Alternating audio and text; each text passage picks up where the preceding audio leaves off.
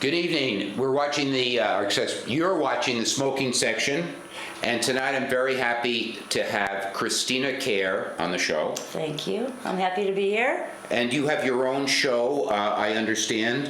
But let me ask you, Kristina, how should I introduce you? Are you pretty much involved in CCTV? Is that your major focus right now?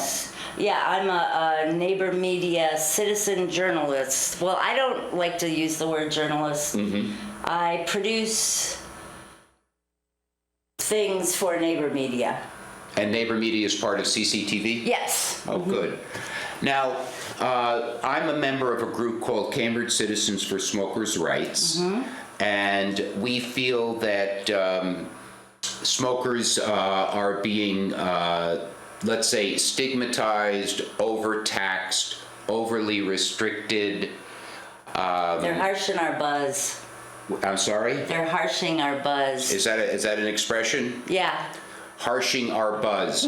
Well, particularly, for example, like in public housing, there are a lot of elderly and handicapped people who smoke, and who smoking means a lot to them in their daily life.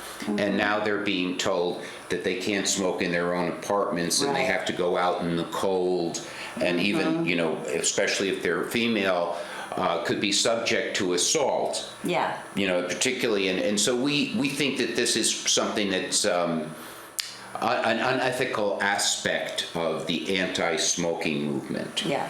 Also, for example, a lot of... They're controlling behavior and, lifestyle.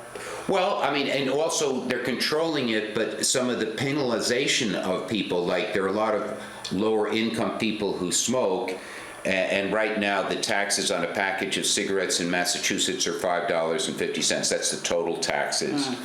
What is it for, like, a bottle of beer? Because that's what gets my goat. Right.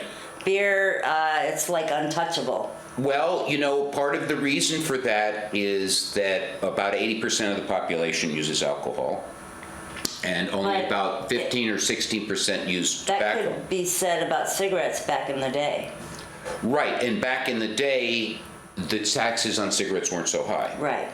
But now that you only have a minority of people smoking, for the state or for the federal government to get revenue from smokers, it does not have the kind of political fallout that it could if they decided to tax alcohol at a higher rate. What happened to the smokers lobby? We used to have a good one.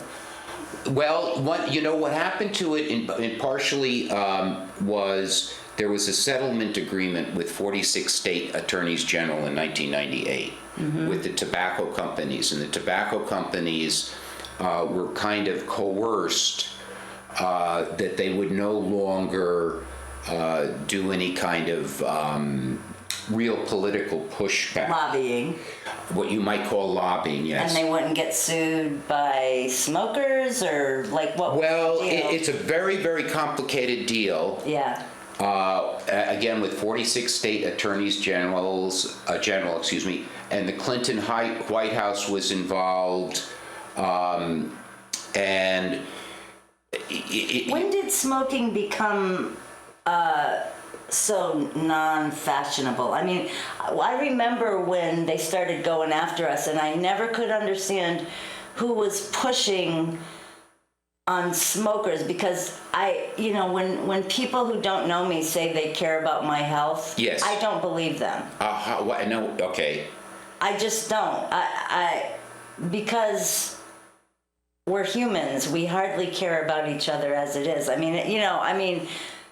That's a very good point. I couldn't understand where the motivation was coming from. Was it the new, political correctness? Was it the health nut craze that took over the country? I don't understand where the big push to be anti-smoking, where it started, what the impetus was. I remember I felt it, the clampdown of it, but I never trusted that people, because also sickness and dying is a major business for hospitals and drug companies, so why would they care if I'm killing myself? Well, that's a very difficult question to answer, and I've given it a lot of thought over a long period of time. And I do think there are kinds of social waves or phenomena that kind of sweep societies and can kind of unleash very unpleasant behaviors on the part of governmental authorities or the public in general. So for some reason, in the last 30 or 40 years, to a large extent, this has been orchestrated by powerful elements in the government. A lot of very good public relations on their part to what they call make smoking socially unacceptable and smokers socially unacceptable. Now, what it is that really motivates this kind of behavior on their part, why they have all of a sudden decided that they want to kind of inculcate this kind of animosity towards smokers. Very good word. Well, thank you. And I've had a lot of time to think about it. I mean, that's kind of getting into some very deep sociological and psychological factors that I'm not totally prepared to enter into. For me, as a smoker, the reason I don't take it seriously is because it's hypocritical. There's the Monsanto, the GMOs. There's the unknown long-term side effects of the new smoking, which is the meds. Yes, well, that's a very good point. So when you talk about, 30, 40 years ago, or even longer, doctors prescribed smoking as the antidepressant or the anxiety med of its day. That's what it was. Now it's medications from pharmaceuticals. They're the new, adorable way to deal. But no one knows 30 years from now. They'll probably be 30 years from now what smoking is today. Possibly. I don't know. I feel it coming. I don't generally try to predict the future too much. But let me put our phone number up there if I can. Oh, there we go. There it is. We sometimes get phone calls. Oh boy. Well, okay. So that's a very interesting question. What motivates particularly the federal government, the state governments, many non-governmental organizations like the American Cancer Society, and just personal individuals. I mean, when someone walks by you and gives you the smirk because you're smoking, I mean, where do they get off? I don't like what. Well, I mean, there's been an excellent public relations campaign. Yeah. Very well funded, run by very, very intelligent people, very, very committed people who are determined to eradicate tobacco usage. And one of the ways they have found that they believe is effective is by making smokers, doing their best to make smokers into pariahs. And they feel that this is a very effective way. And the general public. They underestimate our rebellious side, though. I hope so. Some of us. Because now you describe yourself as a defiant smoker. Now, tell me, can you elaborate a little bit? Because most smokers, tell me. Because most smokers I meet, they are like, oh, I got to give this up. It's bad for my health. I figure the day that I know that I need to give it up, I will give it up. Right. Like I said. I equate it with the whole meds thing because I'm not on any kind of med, and I feel like that, in a way, I'm an anomaly in society because, if that's the right word. That is the right word. Yes. I am one of the very few people that I know that is not on some kind of anti-anxiety, anti-depression, blah, blah, blah, blah, blah, blah med. Right. But I do smoke because I'm a ball of nerves. I have a complex emotional system like we all do. I've basically, with the opiate crisis that's in the news, the big thing now, but it's got me thinking about addiction in general. In society, it looks like some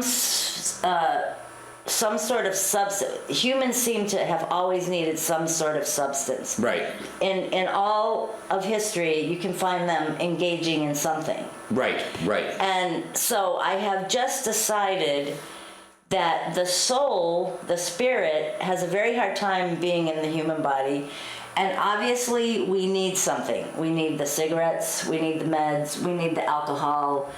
Or the pot. The pot. Some people need food. There's. Or some people need to run 20 miles Yes. a day, even when their knees are, are getting to the point where they're going to need knee Even replacements. the healthy people are seriously addicted to But that stuff. can be a bad addiction. People who are as running humans, and destroying their knees. I don't know anybody, even the most well-adjusted, who aren't addicted to something. Right. Work, gardening. Sex.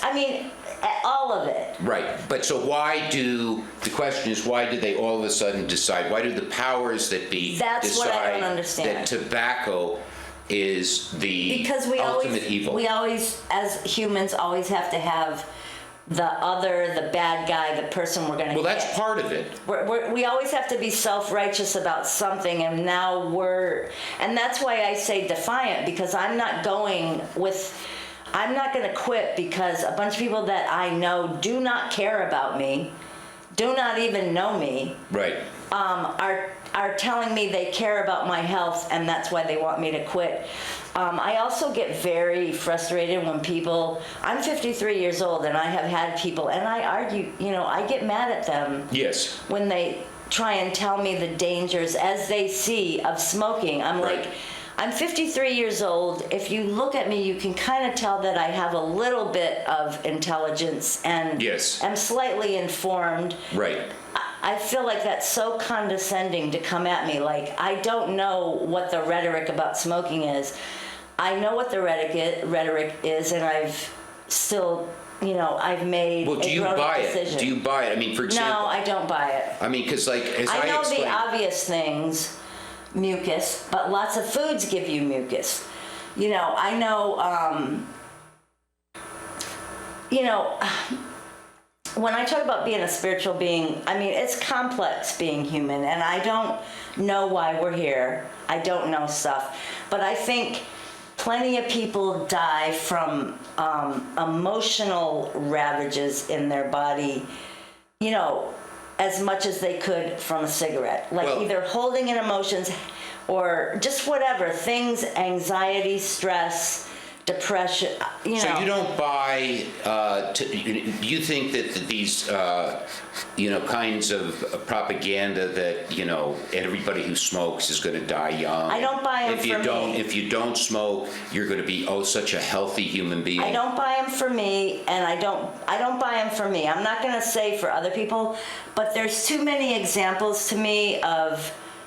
My husband always tells me about that Boston Marathon winner. He won a bunch of times. He was in his 50s, and then he just died of a heart attack. Jim Fix, probably. Yeah, there's too many stories like that. Then his 80-year-old grandfather, or 90, Smoking. I mean, there's right. there's. So in other words, your experience, your observations. My observation of people. I say. Hasn't convinced I me. often say to people, I have many friends who quit smoking. And even though they quit smoking, not only did their health not improve, they got sick from something. I have other friends who are smoking and are doing fine in their 80s. Yeah. So I think that this idea that if you quit smoking, you're automatically going to be in better health. Well, because the only thing I can really say I feel confident about life and living is that a lot of our life is controlled by our mind and our emotions. Like, it's. Well, that's not an unusual feeling, but it doesn't seem like. Your belief systems control the kind of life you're going to have. So in other words, if you believe that smoking is so terrible for you, or you believe that eating this particular kind of food is so terrible for you. And it probably is, and it probably will be. Now, that's very generalistic. I understand that. That is my prescription for me in my life. Now, yes, I would rather eat kale than a Twinkie, and I can feel the difference. But, so it's a very generalistic view of it, but in general, I kind of, they say if you want something, you focus on it. Right. There's a lot that goes on with your mind and your belief system. Well, there's something called a nocebo, which is the opposite of a placebo. And a nocebo is that you're totally convinced something is bad for you, even if it's just water, and Right. you drink it, you Right. will start suffering some Yeah. ill effects. So Yeah. there has been, there are just so many holes in the anti-smoking theory. Like, for example, one of them that I find that I did a lot of thinking about, and is they say, for example, that the only reason young people, or for that matter anybody, begin smoking is either because of the insidious advertising of tobacco companies or peer group pressure.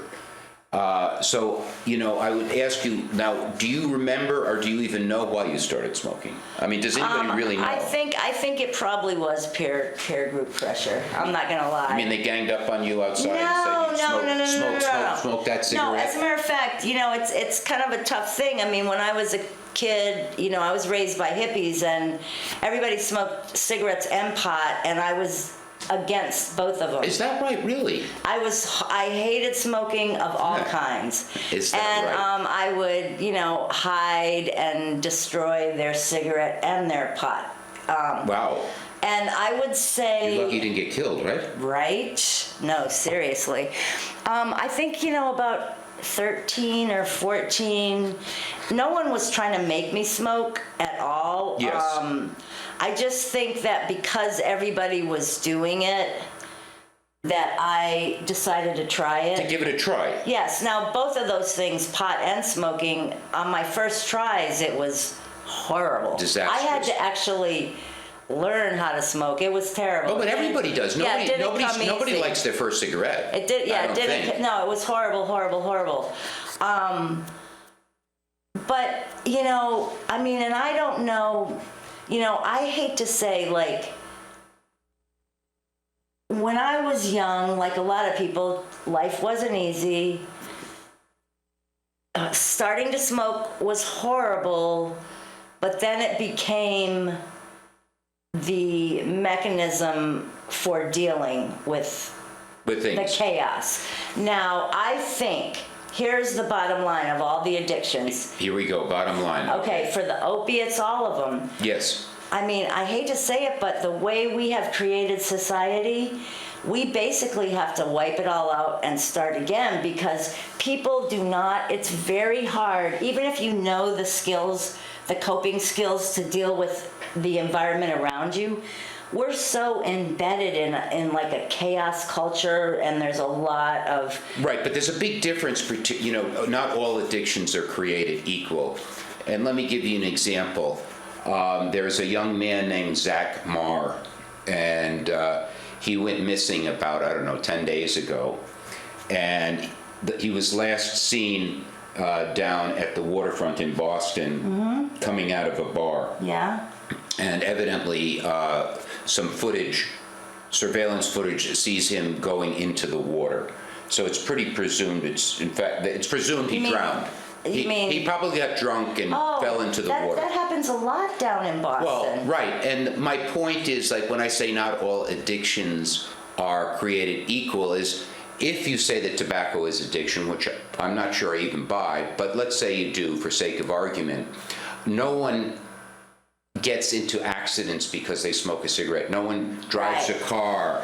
I can do this show and smoke. Yeah. I can write a paper. I can operate an automobile. Alcohol kills way more people instantly, and that is what angers me. An opioid addiction. Like last year, we had 1,200 overdose deaths in the state of Massachusetts alone.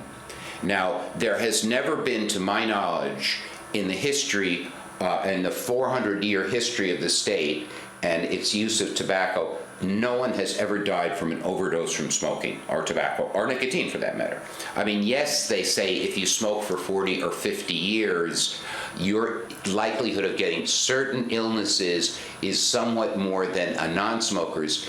But, when I read about these young people, And no one says anything about alcohol that much to them. No. Or not like they do about tobacco. And they take a few drinks and they go up on a roof of the fraternity house and fall off and die. There is no acute danger posed by tobacco use. No, so that's it why I takes don't a think long all time. addictions and an opioid deaths, those are happening all the time. They're not happening with tobacco. I call it addiction because honestly, I mean, like I said earlier, we're all addicted. They say addictive personality, but I think every human has it. I mean, so here at CCTV, I make video for Neighbor Media.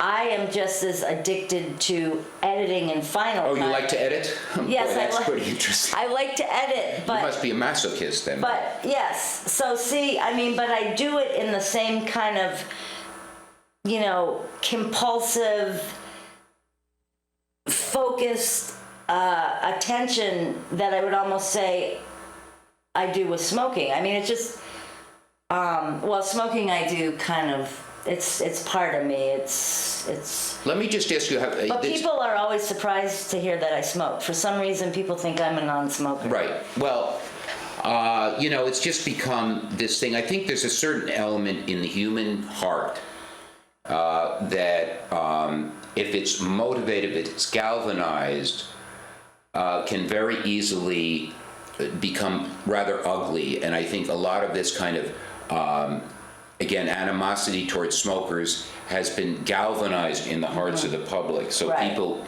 like, for example, I've been watching this series on television called Downton Abbey. Yeah. And it takes place in 1925. I watch Downton Abbey. You do? Mm-hmm. Well, have you noticed... No smoking. Except for the two servants who are always conniving. But Thomas they hardly ever show them smoking, unlike... They did in the beginning. They did? Well, where you see a lot of smoking is the BBC on their British shows that are period pieces from the 20s. Well, I mean, it's interesting that, for example... But PBS, this is BBC. Oh, Downton Abbey is? Yes. I mean, I don't know if it's produced in England. Right. It's produced by a guy named Julian Fellows. And he has used tobacco to a large extent as a way of indicating that a certain character is nefarious, let's say. And, it's so interesting because nobody else in the household ever touches tobacco. But I don't think that would be true to period, would it? No, it's totally inauthentic. Yeah, because I was going to say, all the other BBC shows of period show people smoking I watch a lot of them. It depends on which ones you watch. I mean, like, have you seen Doyle's War or Doyle's War? No, I never got into that one. But nobody smokes in that. Oh, and that takes place during wartime Britain. Oh, no, so it's it depends. odd when I think it depends a lot on the director. Yeah. Well, I mean, the British war against smoking is certainly as strong as the American war. Is it? And maybe more. Oh, really? I don't know. It's hard to judge. Right. But for example, the strongest anti-smoking measures are in Australia and New Zealand. So America at one time led the anti-smoking war, but we have been surpassed by these other countries. So don't think that that there is going to be some kind of safe haven for smokers. So do you think if someone like Donald Trump became president, they would Donald would what? They would leave us alone a little? Well, it depends. I mean, because Donald Trump supporters seem like the kind of people who are fine with smoking. Well, it is class-linked. They're not fine with a whole lot of other stuff. Let me just put it this way. Yeah. As a member of Cambridge Citizens for Smokers' Rights, I try to stay as nonpartisan as possible. Right. But I have to look at the analysis of it. Yeah. The most anti-smoking president of all history, or the two up to this point, have been Bill Clinton and Barack Obama. Really? And that's... For example, Barack Obama included in the American... the Affordable Care Act, harsh penalties for smokers and no penalties for anybody else. No penalties for alcoholics, no penalties for heroin users, no penalties for obese people. From the White House came the idea to ban smoking on all college campuses. His appointee is the man who's in charge of housing and urban development to ban smoking in the homes of poor people. And then also he promoted to the most powerful position of public health, which is the Centers for Disease Control and Prevention, a man named Thomas Frieden, who was the man responsible for banning smoking in the bars in New York. That's very, very disappointing.